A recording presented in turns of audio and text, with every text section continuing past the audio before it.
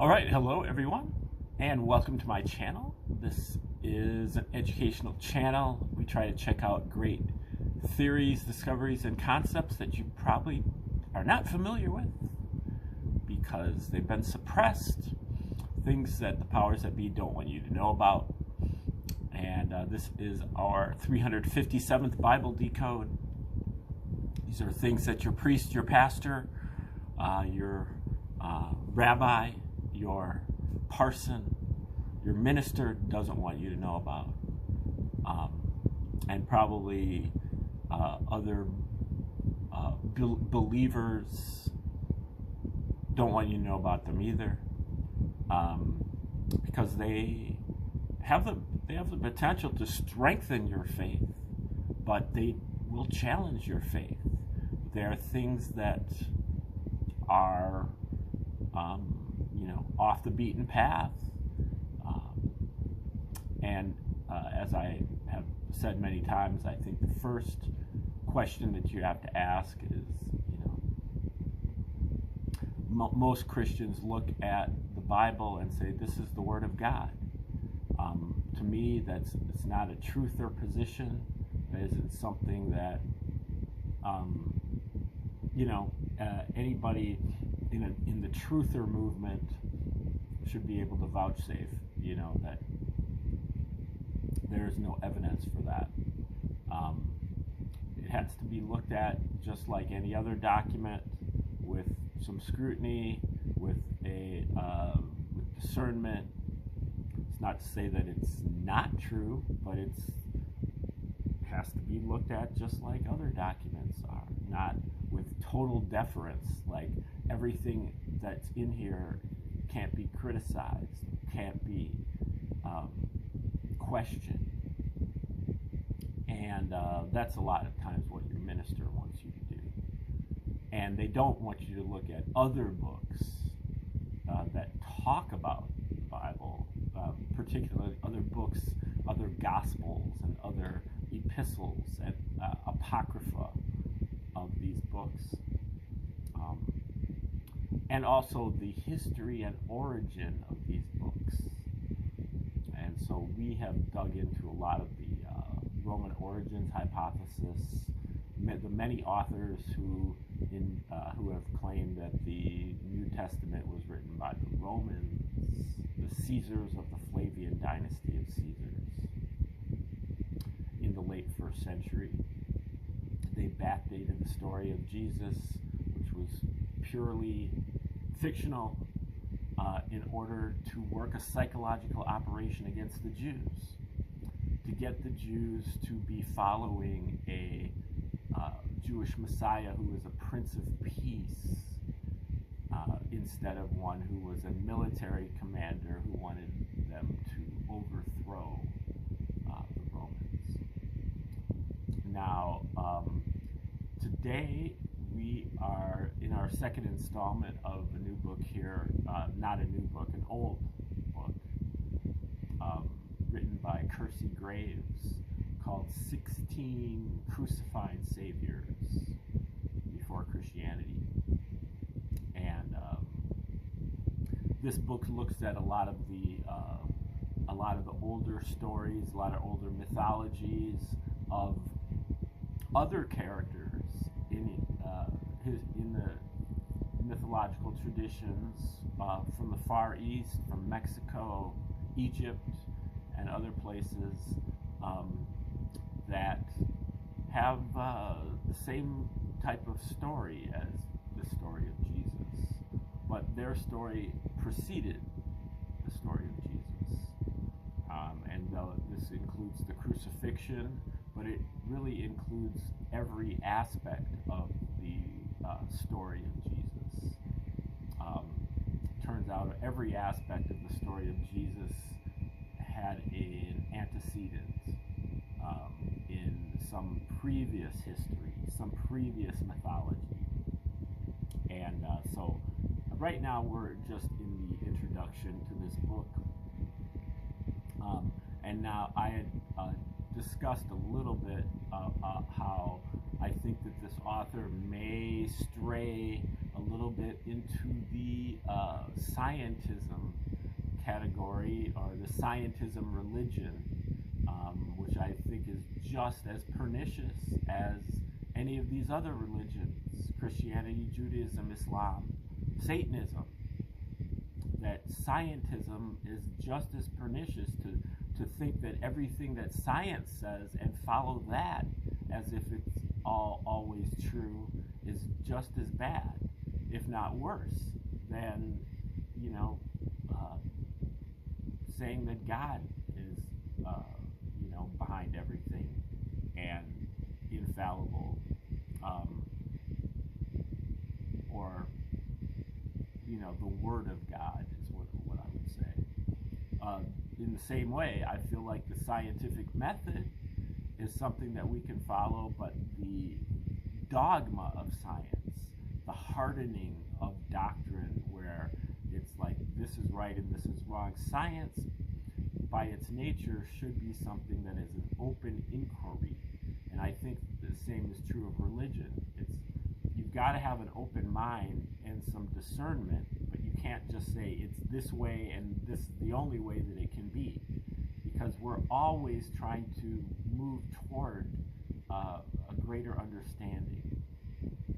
And these systems, when they get hardened like that, are an impediment to achieving that. Okay, so I'm going to take over here in the middle of the introduction of Kersey Graves' 16 Crucified Saviors. No man can be found in any Christian country who has the established reputation of being a man of science, or who has made any proficiency in the whole curriculum of the sciences, whose creed, when examined by an orthodox committee, would not be pronounced unsound. It is true that many of the scientific class, not possessing the conviction that duty imposes the moral necessity of making living martyrs of themselves, have refrained from fully avowing or disclosing to the public their real convictions of the popular faith. The changes and improvements in religious ideas now observable in the most intelligent portion of the community are due in part to the rapid progress of scientific discovery and the dissemination of scientific knowledge in Christian countries. The explorer in the field of religious history, however, comes in here for his need of praise. New stores of historic facts and data may be reckoned among the recent acquisitions of the laborious archaeologist. New fountains of religious history have recently been unsealed, which have had the effect to reveal many errors and false claims set up for the current religion of Christendom, a religion long regarded as settled and stereotyped. For many centuries subsequent to the establishment of the Christian religion, but little was known of its disciples, by its disciples, of the character, claims, and doctrines of the Oriental systems of worship. These religions, in fact, were scarcely known to exist, but they had long been veiled in secrecy. They were found, in some cases, enshrined in religious books printed or written in a language so very ancient and obscure as to bid defiance for centuries to the labors of the most indefatigable, profound, and erudite archaeological scholar to decipher it. That obstacle is now partially surmounted.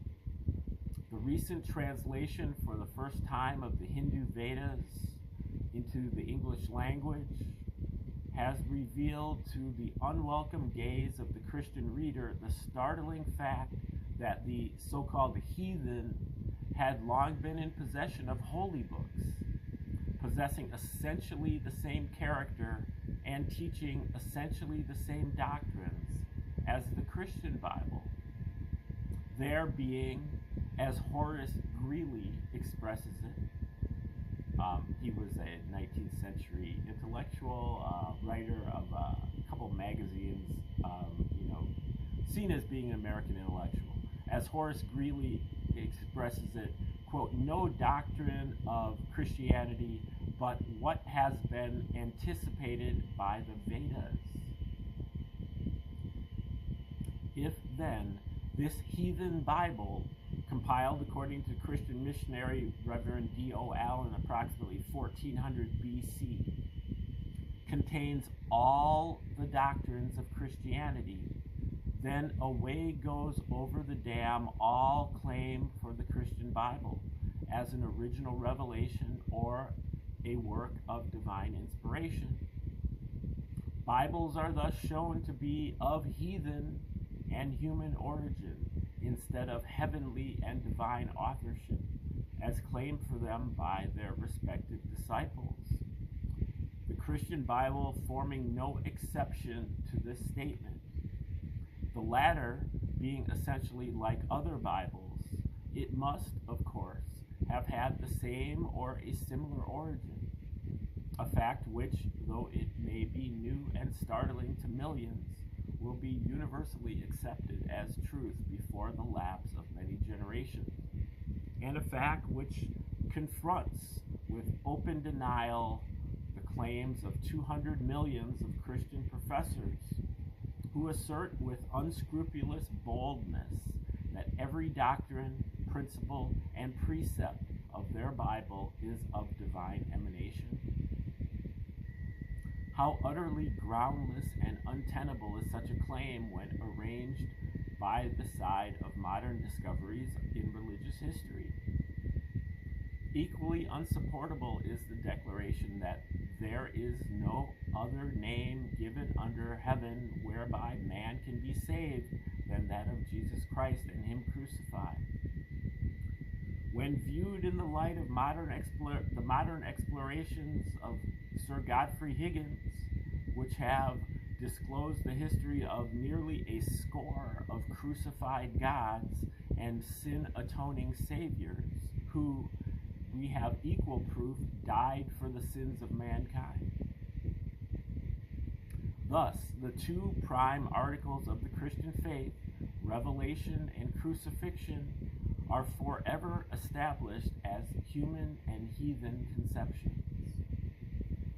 And the hope might be reasonably entertained that the important historical facts disclosed in this work will have the effect to open the eyes of the professors of the Christian religion to see their serious error in putting forth such exalted claims for their Bible and their religion as that of being perfect products of infinite wisdom. Did not the past history of all religious countries furnish sad proof that reason and logic, even the most cogent and convincing facts of science and history, often prove powerless when arrayed against a religious conviction, instamped upon the mind for thousands of years in the past, and transmitted from parent to child until it has grown to a colossal stature and become a part of the living tissues of the soul. No matter how glaringly absurd, how palpably erroneous, or how demonstrably false an opinion or doctrine is shown to be, they cannot see it, but will still continue to hug it to their bosoms as a divinely revealed truth. No facts or evidence can prove an overmatch for the inherited convictions of 1,000 generations. In this respect, the Mohammedan, the Hindu, and the Christian all stand upon a level. It is about as easy to convince one as the other of their easily demonstrated errors. This section is called Religion of Natural Origin. Among the numerous errors traceable in the history of every religious sect, commemorated in the annals of the world, none possesses a more serious character or has been attended with more deplorable consequences than that of assigning a wrong origin to religion. Every Bible, every sect, every creed, every catechism, and every Orthodox sermon teaches that religion is the gift of God, that it is infused into the soul by the Spirit and power of the Lord. Never was a greater mistake ever committed. Every student of anthropology, every person who has read any of the numerous modern works on mental science and tested their easily demonstrated facts knows that religion is of natural and not supernatural origin, that it is a natural element of the human mind and not a direct gift from God. That it grows as spontaneously out of the soul as flowers spring out of the ground. It is as natural as eating, sleeping, or breathing. This conclusion is not the offspring of mere imagination. It is no hastily concocted theory, but an oft demonstrated and scientifically established fact, which any person can test the truth of for himself.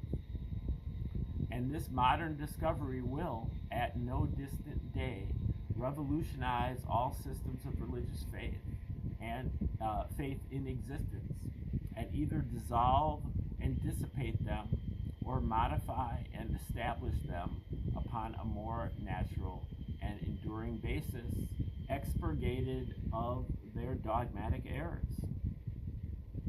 Let us then labor to banish the widespread delusion believed and taught by 1,000 systems of worship, Jew, pagan, and Christian, that religion is of supernatural or divine origin, and the many ruinous errors, senseless dogmas, and deplorable soul-crushing superstitions so thoroughly inwrought into the Christian system will vanish like fog before the morning sun, and be replaced by a religion which sensible, intelligent, and scientific men and women can accept and will delight to honor and practice.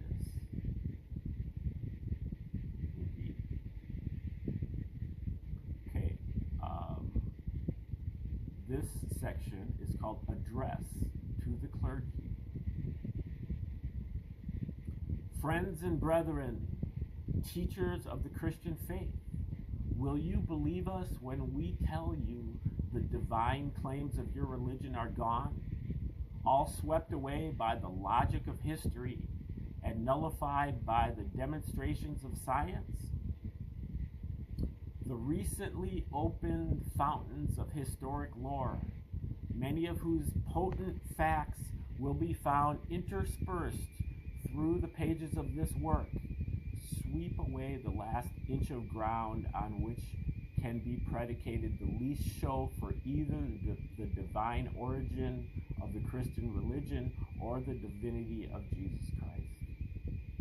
For these facts demonstrate beyond all cavil and criticism, and with a logical force which can leave not the vestige of a doubt upon any unbiased mind, that all its doctrines are an outgrowth from older heathen systems. Several systems of religion essentially the same in character and spirit as that religion now known as Christianity, and setting forth the same doctrines, principles, and precepts, and several personages filling a chapter in history almost identical with that of Jesus Christ. It is now known to those who are up with the discoveries and intelligence of the age, were venerated in the East centuries before a religion.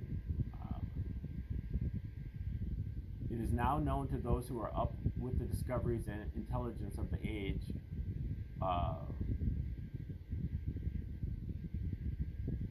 Okay, this sentence goes back much further. Let's try this again. Several systems of religion essentially the same in character and spirit as that religion now known as Christianity, and setting forth the same doctrines, principles, and precepts, and several personages filling a chapter in history almost identical with that of Jesus Christ. It is now known that those who are up with the discoveries and intelligence of the age were venerated in the East centuries before a religion called Christian or a personage called Jesus Christ were known to history. So, will you not then give it up that your religion is merely a human production reconstructed from heathen materials, from Oriental systems several thousand years older than yours? Or will you continue, in spite of the unanimous and unalterable verdict of history, science, facts, and logic, to proclaim to the world the now historically demonstrated error which you have so long preached, that God is the author of your religion and Jesus Christ a deity begotten Messiah? Though you may have heretofore honestly believed these doctrines to be true, you can now no longer plead ignorance as an excuse for propagating such gigantic and serious errors, as they are now overwhelmingly demonstrated by 1,000 facts of history to be untrue. You must abandon such exalted claims for your religion, or posterity will mark you as being blind leaders of the blind. They will heap upon your honored names their unmitigated ridicule and condemnation. They will charge you as being either deplorably ignorant or disloyal to the cause of truth. And shame and ignominy will be your portion.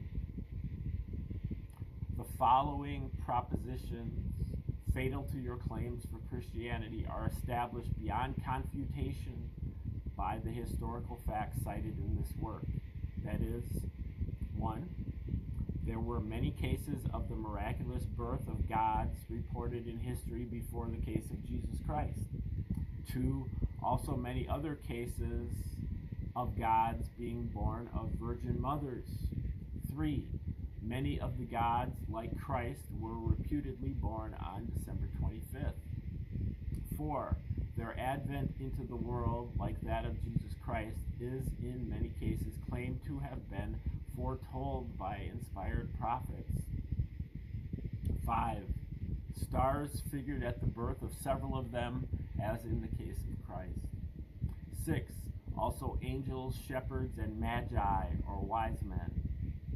7. Many of them, like Christ, were claimed to be of royal or princely descent. 8. Their lives, like his, were also threatened in infancy by the ruler of the country. 9. Several of them, like him, gave early proof of divinity. 10. Like him, retired from the world and fasted. And also, like him, declared, "My kingdom is not of this world." 12. Some of them preached a spiritual religion, too, like his. 13. And were anointed with oil, like him. 14. Many of them, like him, were crucified for the sins of the world. 15. And after 3 days' internment, rose from the dead. 16. And finally, like him, are reported as ascending back to heaven. 17. The same violent convulsions of matter at the crucifixion of several are reported. 18. They were nearly all called Saviors, Son of God, Messiah, Redeemer, Lord, etc. 19. Each one was the second member of the Trinity of Father, Son, and Holy Ghost. 20. The doctrines of original sin, fall of man, the atonement, the Trinity, the Word, forgiveness, an angry God, future endless punishment, etc., etc., were a part of the religion of each of these sin-atoning gods, as found set forth in several Oriental Bibles and holy books, similar in character and spirit to the Christian's Bible, and written like it by inspired and holy men before the time of either Christ or Moses.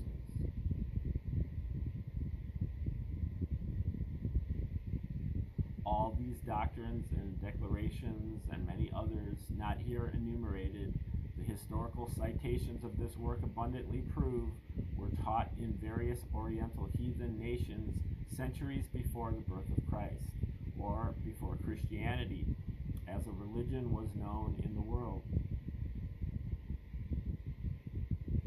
Will you then, after learning these facts, longer dare assert that Christianity is of divine emanation, or claim a special divine paternity for its author? Only the priest who loves his salary more than the cause of truth, or who is deplorably ignorant of history, will have the same effrontery or audacity to do so. For the historical facts herein set forth as clearly prove such assumptions to be false, as figures can demonstrate the truth of any mathematical problem. And no logic can overthrow, and no sophistry can set aside these facts. They will stand still till the end of time, in spite of your efforts either to evade, ignore, or invalidate them.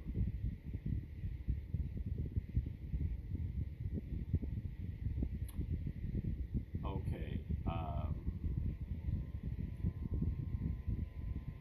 that's the end of this section. I think we're going to stop right there. The next section begins, it's called Why All the Ancient Religions Were Alike. And we will explore that tomorrow when we return. Meanwhile, thanks for tuning in today.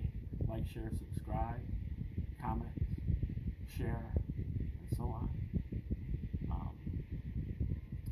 And come back tomorrow to learn more about the 16 Crucified Saviors by Kersey Graves. Book from 1876, 150 years ago.